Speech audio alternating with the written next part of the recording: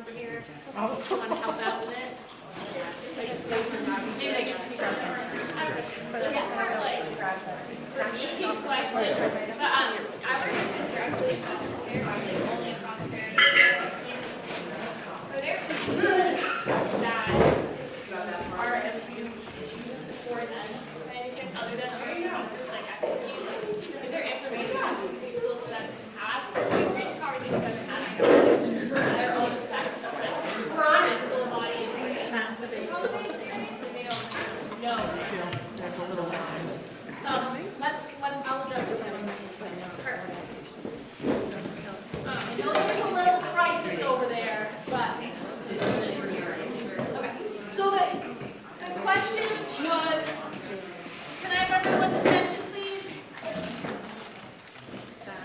So one of the skills you have to have as a facilitator is to feel free to say, "Hey, everybody, let it out. I'm talking." So there was a question over here a minute ago about, are there any parts of this course that are helpful or applicable to children, other than the separate curriculum for the kids? I would say yes. Like some of the things like that thermometer, we will a little bit later go through the hand model of the brain, like that can be really helpful for kids, that piece.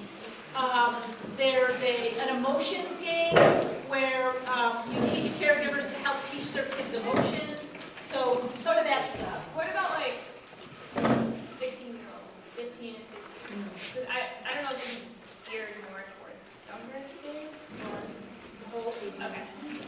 But so maybe folks could pay attention as they're going through this curriculum and what pieces of this would people feel like they could draw out and teach to kids. I think it can be really helpful for children, and especially as they get older, for them to have information about the impact of trauma on their brain, right? And talking about self-regulation and the importance of self-regulation, and talking about the importance of relationship. So, does anyone think anything stand out now about that piece? Or do we all just want to, let's keep an eye on that. So we're at week 2. If you're following along in your book, go to tab 2 for week number 2. We are a little behind schedule, so some things I'm going to go through a little bit more quickly. So this week we're talking about the effects of trauma. We started out by connecting to last week, right? Last week's checkout question was pay attention to the resilience of your child. This week's check-in question is about resilience. This is the very first time we do a little teeny bit about mindfulness and self-regulation. This is an activity that could be taught to adolescents and children, or we walk folks through this exercise. It's called square breathing. Breathe in, hold, breathe out, hold, breathe out, breathe in. And we actually would have everyone pause and take a few minutes to go through this breathing exercise to kind of set the stage for how we get into this evening. Anything left over from last week? I'm not going to show you this video, but it's a quick little video about kind of the fun graphic about brain development. I'd encourage you to look it up. You have the link to this. This is a great video to set the ground. And then we do this exercise. So I'm going to do it with you, kind of an abbreviated version. So let's imagine it's a beautiful fall day, not a winter day, and you're walking on a path in Vermont, and as you're walking down the path, you see a snake. What happens? What are you thinking, feeling? What are you doing? I'm going to jump. You're going to jump. I'm going to run away. You're going to run away. I'm going to pick it up. You're going to want to pick it up. Of course you are, Nina. You're going to freeze. What feelings are you having? Fear. Fear, Inquiry. inquiry, Curiosity. curious, surprise, anxiety, right? Maybe excitement. What thoughts are going through your head? I'm going to get bit. Where's Nina? Is it what? Poison.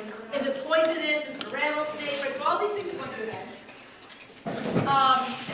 I talk about that a lot. That can make the connection to fight, flight, or freeze, and what happens when you're scared of something, right? Then I say, let's say it's a week has gone by, and you're walking down the same path again. What's going on right now? You're starting down the same path. What are you thinking, feeling? Worried. A little worried. Apprehensive. Cautious. What are you doing? You remember what happened last time? You're focused on what happened last time. Walking a little more Vigilant, walking a little slower, more aware. looking, more aware of your surroundings. Would anyone turn around and not go down the path at all? Yeah? Some people would not go down the path at all. Okay. So then we go a little bit further and we say, so what happens if you start down the path and you see something that looks like a snake, but it's just a stick? What happens when you realize it's just a stick? Relief. Feel stupid. Feel stupid. Self-criticism, self-doubt. Relief. Right? So this kind of lays the groundwork for, we're wired that way, right? Because it's better to be afraid of a stick to protect ourselves than to not be afraid of a stick. So we talk about that, someone's internal alarm system. We go through this graphic about how we see it, we see the snake, we go on high alert, we realize it's a stick, we calm down, right? That's what happens for us. So what happens if the snake is always there? Or as if you're familiar with Nadine Karas, my other best friend, and she talks about a bear. What if there's always a bear in your house? Right? You can never come down. So using this tool to teach caregivers, we've done some stuff about the brain. We'll go through this a little bit more quickly, but just some graphics around trying to show this, about how important interactions with caregivers are, and how that's healing. Talking about how, what wires together, what fires together, wires together, the connections in the brain. Talking about how, this is the brain cell, right? Keeps kids on high alert, quick to react to threats. Then we shift a little bit and we talk about how trauma also affects attachment and the big piece of attachment. So this is a little wonky in your book because the attachment pieces are actually at the end of week number 2, not right in the middle. So this is where I would pause, and I'm going to teach the attachment piece right now, and I'm going to teach it a little bit more quickly than I would in class. And you can feel free to do this differently if it works for you. So I'm going to turn this off for a second. Just like this. Okay. So, those of you who have been around infants, babies, what kind of things do they need? Clean diapers. What? Milk. Holding. Touch, holding, attention, changing. What? Eye contact. Eye contact. So they need a lot of things, right? And then what do they do to let you know they have those needs? They cry. Cry. Scream. What else? Coo. Poo. Whimper. Scream. These are they're hungry. What do? Cry. Cry, scream. Their diaper's dirty. They don't feel well, right? So they somehow signal discomfort, right? And then what do? They have a need. They signal discomfort. And we kind of satisfy that need, right? And what does the baby do as soon as you put the bottle in their mouth or change their diaper or pick them up? They stop crying. They calm down. They signal comfort. Right? So they satisfy their needs. They smile. One of the most beautiful things, right, on the face of the planet is a baby who's smiling at you and is calm. In fact, that's why we do it, right? Like, think of the smelly diapers, the staying up all night. Like, why would any of us ever take care of an infant if it weren't for this? So then what happens? They come down and, right, they're right back here again. And hundreds of times a day, right, babies need food, need changing, need holding, over and over again this happens. So if our child is a caregiver that is providing, is meeting most of these needs, not all of them, no one can do this 100% of the time. But if the intention is there, and the caregiver is attempting to do this over and over again, a child develops the following things. They develop a sense of security, they develop a sense of trust, they become attached, they develop object constancy, which I can never spell, right? That's the idea that the caregiver is kind of sitting on my shoulder. So as a little kid, I might see that cookie before dinner, and I know if I grab the cookie, my mom is going to have something to say about it. Now, I might still grab the cookie, right? But I know what she thinks about it, and I know it's not the right thing to do. And I also developed self-regulation. Right? This is what happens if we're doing this over and over and over again. So what happens if our child is at home with caregivers who aren't able to do this as well? Right? So of course the baby still has needs, right? Right? And they're still going to signal discomfort.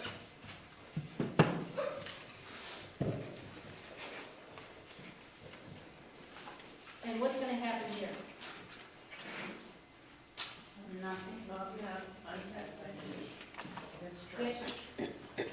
Well, sometimes their needs might be satisfied, and sometimes they're not satisfied, right? So there's kind of a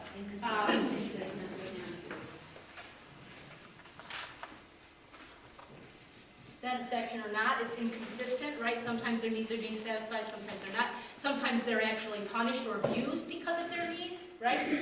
Are they going to signal comfort? Not after a while. Maybe, maybe not, right? And they're still going to keep having needs over and over again, right? In fact, what happens to some kids is they stop signaling discomfort. You don't get them anywhere. So then you suddenly, as a caregiver or an after-school provider or a clinician, you have a kid who's got 105 temperature, and they don't tell you. They don't tell you they're sick. You have no idea. Right? So kids who have this happen more often than not, they will develop mistrust, fear and anxiety,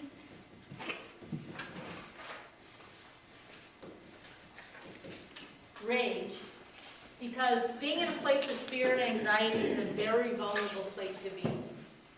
You're much stronger in a place of rage than you are in fear and anxiety. So this can be a place where kids shift to. Dysregulation, right? You don't really learn how to regulate yourself very well. And you have this kind of don't judge my phone, disrupted mental blueprint. Your sense of how the world works and people taking care of you or not taking care of you is off. Right? So we talk about these two things. And what I do when I teach the class is I leave these two posters up in the room and I put them up every week because we frequently refer back to this. And I talk about this is what all of us need to do with the kids that we know, is we're always trying to go back to this place and redo this for them. So even if they're 9 or 12 or 15 or 22, we're always trying to find ways to read their signals, satisfy their need, provide them comfort. This is the piece that we're always striving to do. And we're not taking it personally when they're doing these things. When they're rageful at us, when they don't trust us, we remember it's from here. So there are a lot of versions of this. Feel free to use what makes sense for you. But any questions about that piece or how anyone else has taught this in different ways? Things you would add or change? I might just add one small piece of that. That's sometimes where the maladaptive coping skills start. If babies start digging into their skin or, just how they are reacting when their needs aren't being met, that can be the beginning of some of the maladaptive coping skills that we just don't understand. That's helpful. That makes all that pre-verbal stuff. Right. You can't really put your Get finger to on. Or doing things that are dangerous, like with my daughter, she was severely neglected the first 3 months of her life, so now we have an issue with her doing things that should hurt her because she's looking for that deep sensory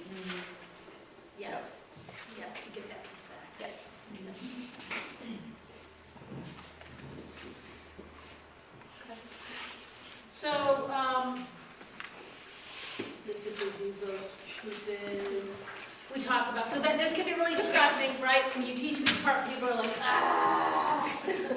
right? No. So you gotta build them back up. We say, no, wait a minute, we can do something about this, right? We can help attune our kids. We're gonna keep talking about this. You know, we give them some tips about this. We start a conversation. This is a time to take a good read on the room, right? Some people are really bummed out after this piece. So how do we hear them, validate them, give them empathy, and then talk about some truths? Then there's several slides about how to help get kids back on track, what we can do. We talk a little bit more about attunement. Then we watch this video, which we won't do now. It's the still face experiment where there's a mom and a baby, and when the mom is calm, the baby's calm, the mom disengages, the baby freaks out, right? It's a great example of that piece that happens between the caregiver and the baby. It's short, it's like 3 or 4 minute long video. Then we talk about this concept called the invisible suitcase. And this is one of the pieces that we'll come back to a lot in the class. So the teaching piece is what caregivers need to think about is when a child moves into their home, even if they moved into their home on their first day of life. So remember that, even on the first day of life, a child moves into a new caregiver's home, they come to that home with an invisible suitcase. And in that suitcase, they have developed beliefs and expectations about themselves, about caregivers, and about the world in general. So then we do this exercise. On your table, there are little plastic bags. There should be one for everyone. And there are also some index cards. And everyone could grab a plastic bag and 3 index cards.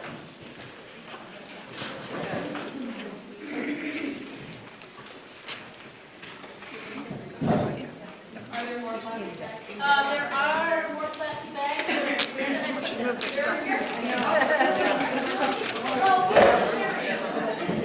needs plastic bags?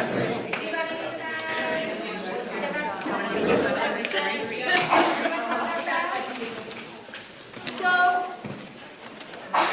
we're going to do this more quickly than we would in class, but what I'd like you to do is think about Zoe from Remove, and on each separate piece of index card, write down what are some beliefs that Zoe might have about herself based on her experience, what are beliefs she might have about caregivers in general, and what are beliefs she might have about the world based on her early childhood experience. So I'm just going to give you about a minute to do that. One on each. One on each. Say that again, self. Self, about herself, about adults, and about the world.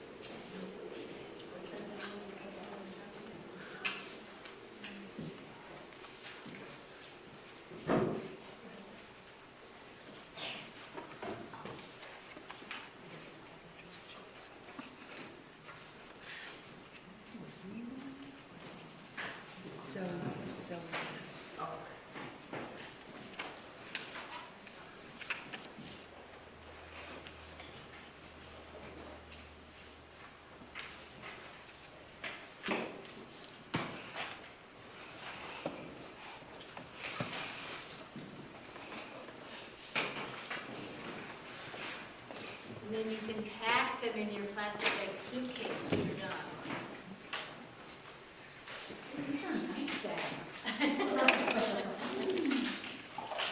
You can even keep them and take them home.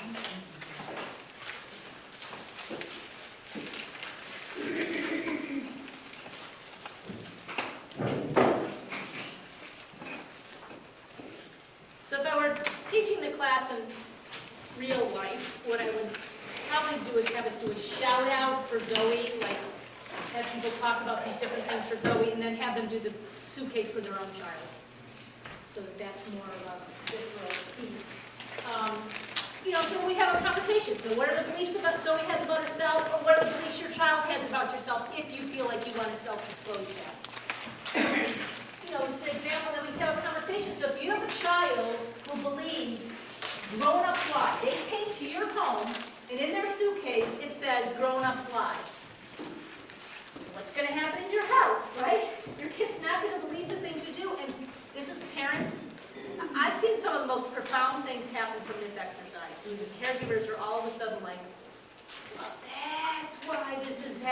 oh my, like the light bulbs go on in this exercise about what's happening to their kids. So if they get triggered all the time because the child always thinks they're my age, and they realize it has nothing to do with me as a caregiver, this is about my kids believe that they came with me. Observations about this, or anyone who has done this when they were in the class, anything that stood out for them? Or?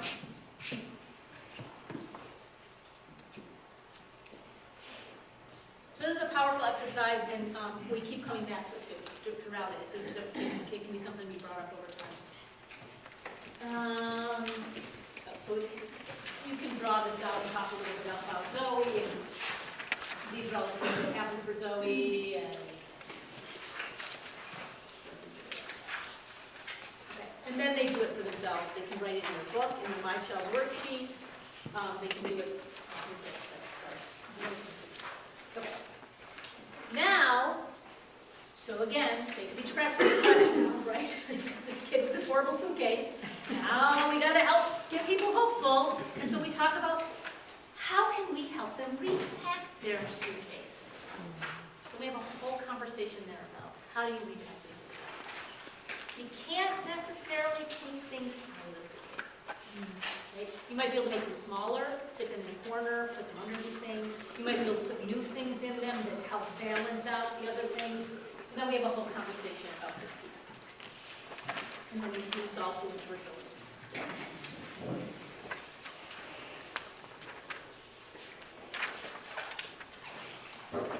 That was week 2. That was really fast. Wow. Nice. Good job.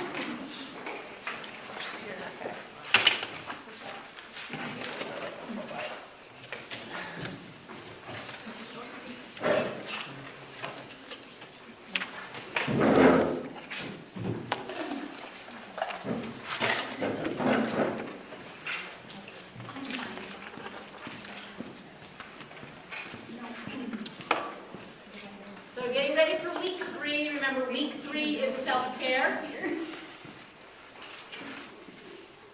So we start the week out, and we start making a little bit of a transition here around what successes your child had, or what success have you had this week. So we're helping caregivers kind of tap into that piece, like this is about me too. We dive a little bit deeper into mindfulness and meditation. I'm going to show you these videos because they're really cute. In class, you would show both of them, but I'm just going to pick one.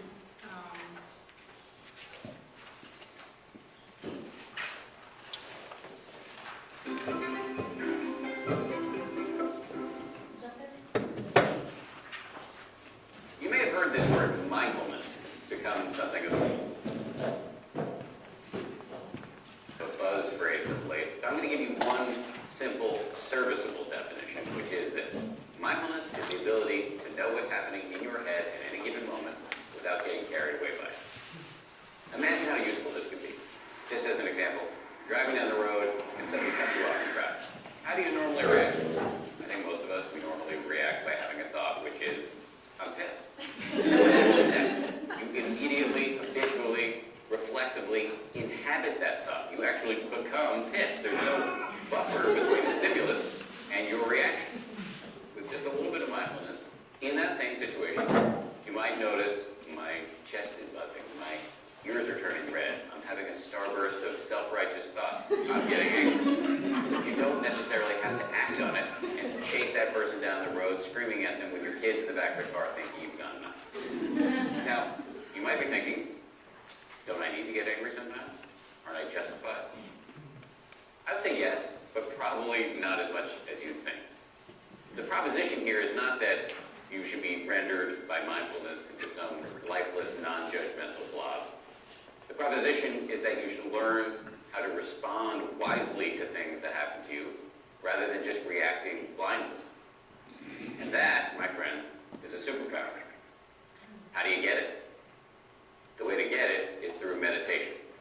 I believe that meditation and mindfulness are the next big public health revolution. In the 1940s, if you told somebody you were going running, they would have said, who's chasing you? But then what happened next? The scientists swooped in, they showed that physical exercise is really good for you, and now all of us do it, and if we don't, we feel guilty about it. And that's where I think we're headed with mindfulness and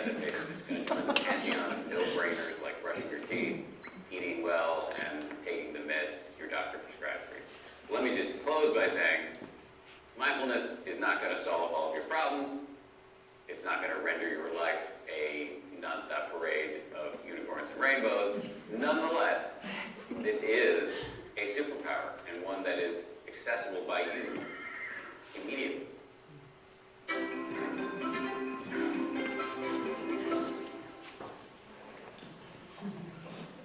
So the other one is similar, and it's a little bit more specifically about meditation. So, you know, some folks are familiar with meditation and mindfulness, and for some people it's brand new. So it's a time to kind of cover and support people through that piece. And then you would also, after you saw these two videos, lead people through a guided, just quiet exercise for about 3 minutes. We talk about the importance of self-care. We talk about the problems with compassion fatigue and what some of the warning signs are.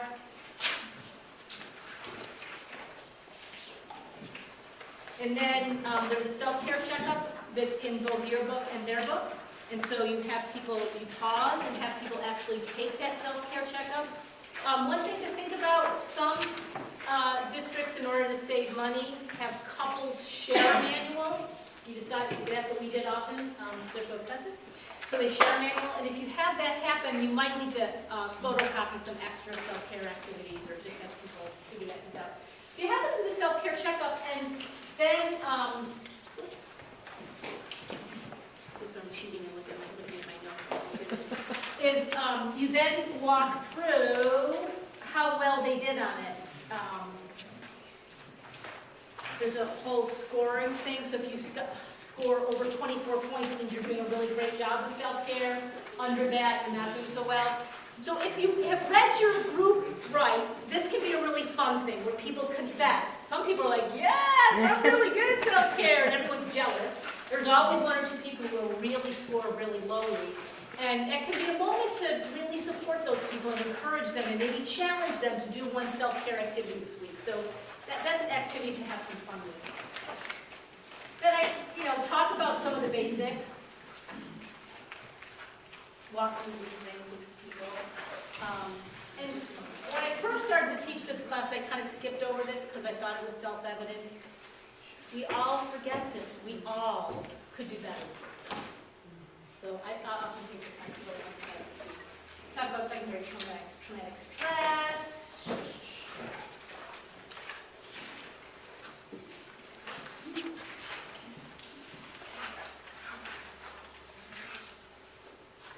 Excuse me, we can't find the checklist?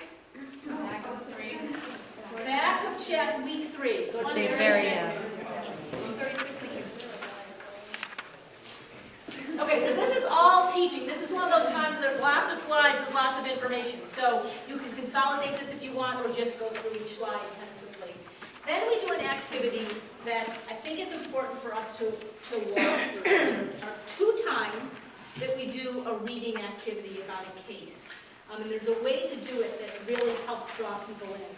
So the first thing we do is have everyone open to that story, which should be at the end of page 118. Somebody else, your pages correspond. Mine's on 138. There's 2 of them. Well, the slides, it probably says slide 16 on this little slide piece. That's different than the page numbers. It's just the way it worked out. So what I would say is we're now going to read the story, and we're going to go around the room to each person. And you can pass. It's no big deal not to read. Some people don't like to read. And we're going to read through the story, and then we're going to ask some questions. So we're going to do that.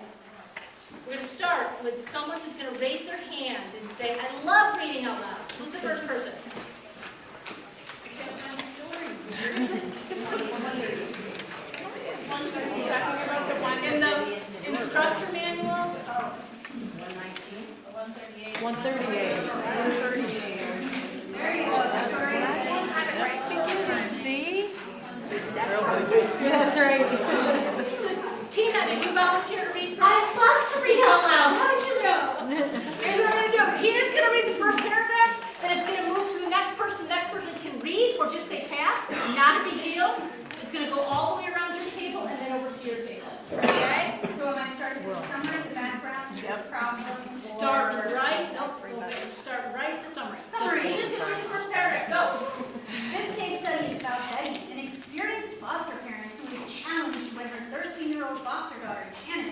reminds her of her own adolescent trauma. The way Betty has coped with her own past actually gets in the way of her ability to parent Janice. Next. Betty is a 50-year-old African-American woman who has successfully fostered 2 adolescent boys. She became a foster mom to help other children overcome the hardships she faced growing up poor in an inner city. Betty put herself through school and now has a good job. She is very active in her church, where she has lots of friends. Janice is Betty's 13-year-old African-American foster daughter. She was placed with Betty when she was 11 years old. She was removed from home of her chronically mentally ill single mother after years of neglect. She told her caseworker matter-of-factly that her mother's boyfriend had sexually abused her since she was 6. When she came to Betty, she hardly knew how to groom herself. She wasn't very good at making friends. Other kids made fun of her and wouldn't let her eat at their lunch table. For the first year and a half of her placement, Janice and Betty got along very well. At church, Janice enjoyed singing in the youth choir. Her self-esteem improved, and she learned to take pride in her appearance. Problems developed. Around the time Janice turned 13, Betty started complaining to the caseworker. She said that Janice dawdled over her homework, listened to hip-hop music, and practiced freak dancing around the house. One day, Betty called the caseworker and asked for respite care. She said, "You gotta help me out. I just can't handle this girl." The caseworker had never heard Betty sound so frazzled, even when her voice had gotten into some serious misbehavior. Finally, Betty blurted out the story. During lunch at school, Janice had been caught inviting boys into an out-of-the-way bathroom. She encouraged them to touch her private parts, and she touched theirs. It's not as if she just went along with the boys, Betty explained. She initiated it. Betty began to cry. I'm so ashamed. What if the ladies at my church find out? All right, so we're gonna pause, and then I'm gonna reinforce the story here. I'm gonna say, so here's the situation we have. This is who Betty is. I will read through these, read through what's going on with Janice, summarize what's happened, how Betty's feeling, and then we pause. And I have these questions up here, and I would have them, you can either put them on, this is the